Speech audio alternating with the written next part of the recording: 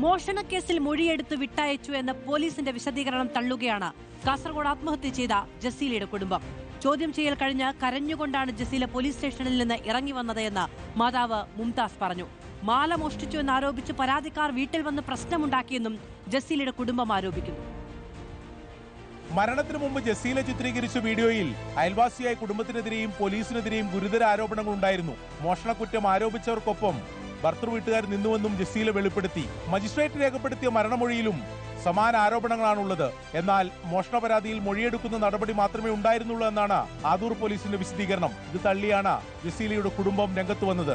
ജസീല പറഞ്ഞു എന്റെ കാര്യം റിട്ടേൺ കംപ്ലീറ്റ് കൊടുക്കുമ്പോൾ ഒക്കാത്ത പറഞ്ഞു എന്റെ ഒക്കാത്ത പോലീസ് എന്നോട് ചോദിച്ചില്ല.